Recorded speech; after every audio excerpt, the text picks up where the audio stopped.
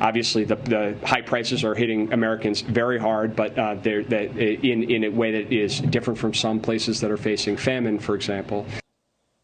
We are now just one day out from the release of an economic report that will likely reveal a recession in America. But you heard the White House say, hey, at least we're not facing famine. Congressman Byron Donald sits on the House Budget and Small Business Committee, and Congresswoman Cammack is a member of the House Agriculture Committee. Good morning to both of you. Congressman, I'll start with you. There's also this poll that shows that Americans have less emergency savings now than a year ago, which is interesting because a lot of Americans just had the most savings because of those pandemic stimulus checks, but it looks like all that money's drying up because of inflation. What are your thoughts on this issue that's affecting so many Americans? Well, look, I'll just say this. The number one issue is they don't have enough money to make ends meet. When gas is up, food is up, it cripples working families, it cripples seniors on fixed incomes. It's a disaster for their own personal budgets. And so it makes it incredibly difficult just to do the normal everyday things. That's what I hear every single day from constituents. It's a serious problem, and it didn't have to be this way if congressional Democrats had done the right thing and not just used the COVID vaccine crisis to just spend lots of money recklessly.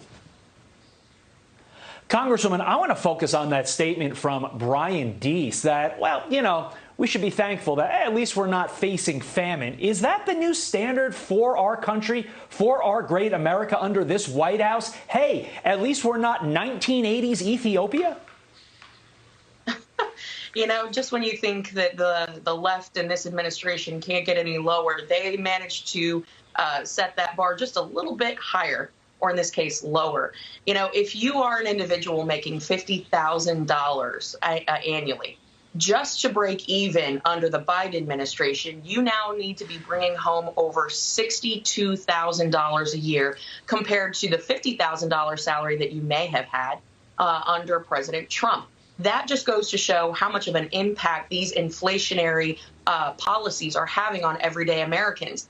And let us be clear, when it comes to food security, that's national security. And when we see rising prices of fuel, that's impacting our food prices. Input costs like fertilizer and labor, which is nowhere to be found because the government keeps paying people to stay home, that is also contributing to the fact that our food prices are going up. Now, we already see that baby formula is hard to come by, and you would never think in America that that would be the case. But here we are. America in 2022 under Biden, and food supplies are getting scarce.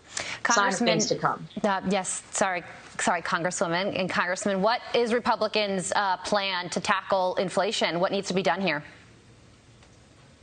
Number one, you got to pull out the excess COVID money. You have to get the government back to pre-COVID spending levels. And last quick point, we have to do something about the Federal Reserve. Make sure that they have one mandate of sound money. That is it. There you go.